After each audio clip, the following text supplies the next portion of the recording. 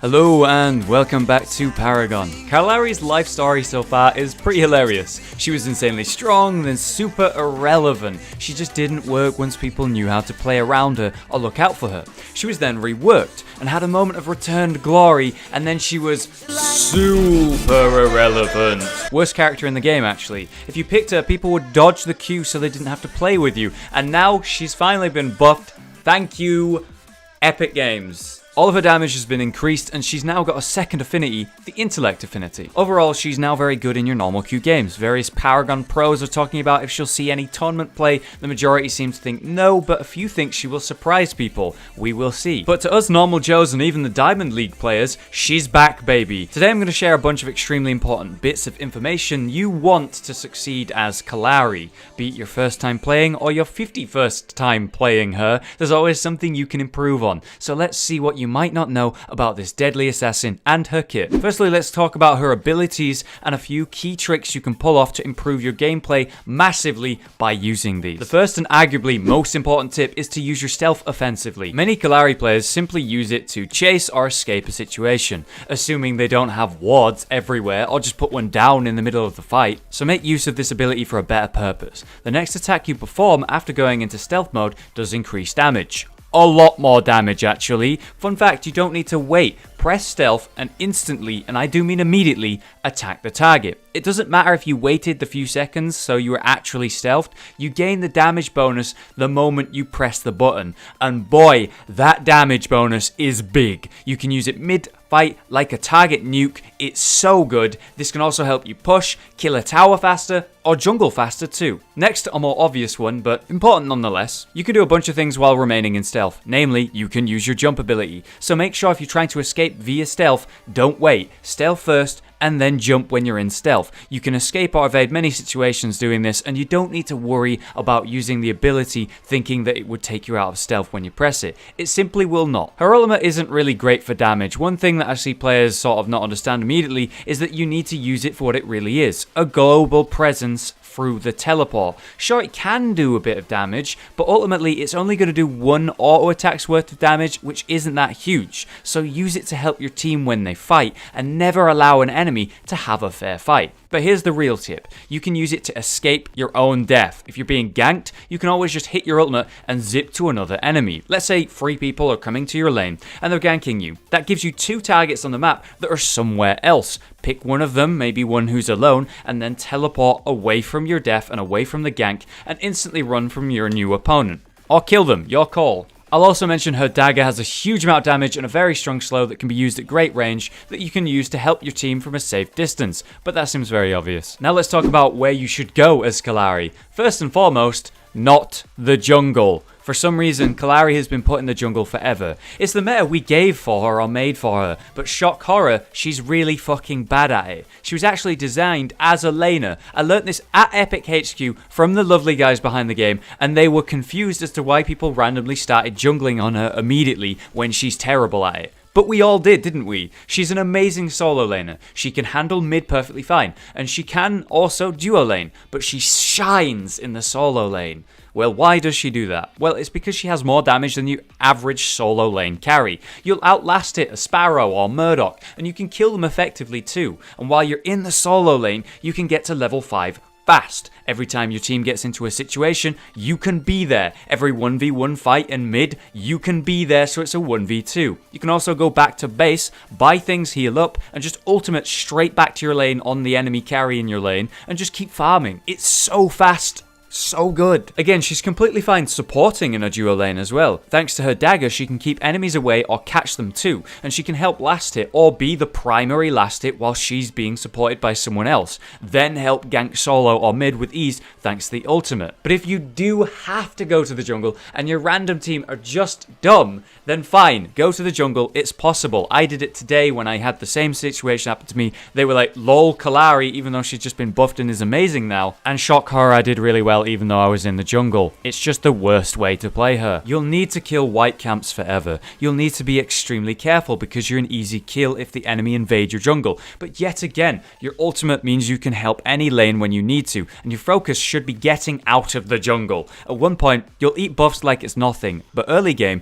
they'll just kill you. So kill whites and get in a lane whenever you can. For example, if your mid just went back to heal or buy, get in that lane, get in mid and get some last hits. Now, I'm not saying be stupid and push their lane, just get last hits, don't push it, but the same goes for the solo or duo lane. Whenever it's suitable, someone's left their lane, just replace them temporarily and get that all-important CXP and XP. So now we have your plan of attack and some useful tips for your abilities. Let's talk about the build Kallari needs. She needs physical damage, physical pen, attack speed, and health. These are what I think Kallari can't do well without. My top card picks for her are Scourging Tails. It has an amazing shred potential and will help you kill tanks or anyone building armor. But don't forget, it's shred, not armor pierce, the new effect, which means you remove armor from the target, not just for yourself, but your team will also do more damage to the target that you shredded. So use it. It's a 45-second cooldown, and you can use it nearly every damn fight. Scarab Claws, this is an obvious one. You'll counter any mural and hard,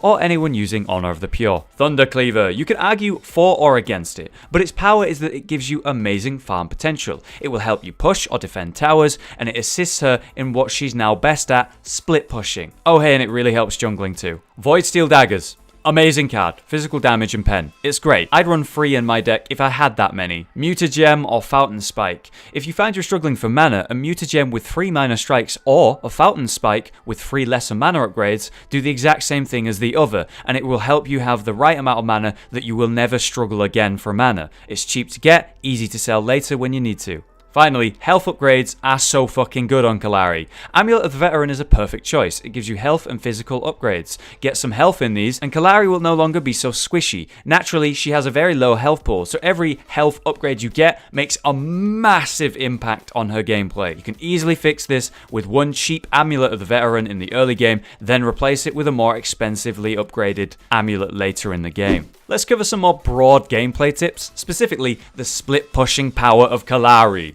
Kallari is very good at last hitting. She can do a huge amount of damage to a tower, but getting there is harder. She's bad at killing a wave quickly, but if you pick up a Thunder Cleaver, she can really push. It does an AoE every time you press it, and it's a 20-second cooldown. It also has a passive to your cleave, which increases how much cleave you do.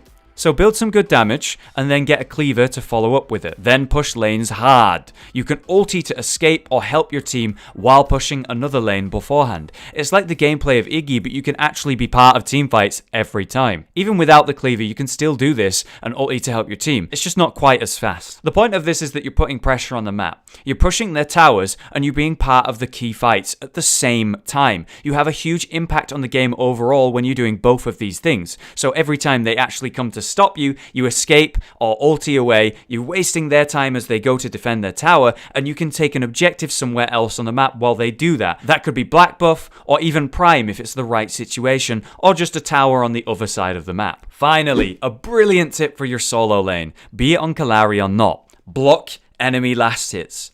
Simply walk in front of your low health minion and make sure that they can't hit it. They'll probably hit you and miss the last hit, and then your minions are going to attack them.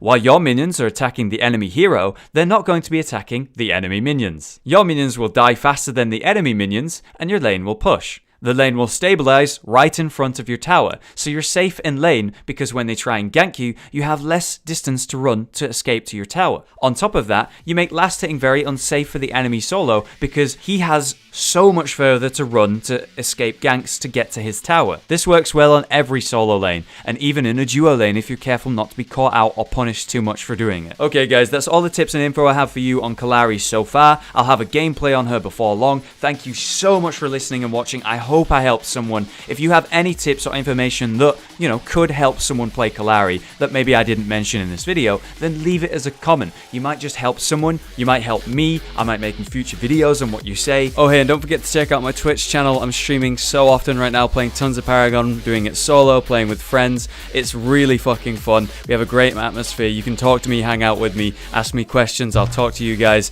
It's just a good fucking experience, so I hope to see you there at one of these streams. And again, thank you for watching. I will see you guys in the next video.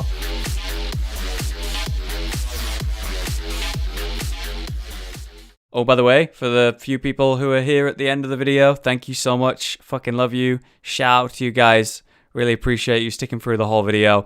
If you were looking for like a specific build on KALLARI and like how to do your build order and stuff like that, I have one that I've made myself that's really fucking good. I'm really happy with the build, and I'm going to be including that in the next KALLARI gameplay video that I'm going to be releasing soon, TM, in which I'll show a build and exactly how to build it and the exact order that I build it to end up with the perfect 60-60 KALLARI deck that's really good in this meta. Thanks so much for staying to the end. You guys are the MVPs. Maybe comment and let me know how many of you actually watched to this part.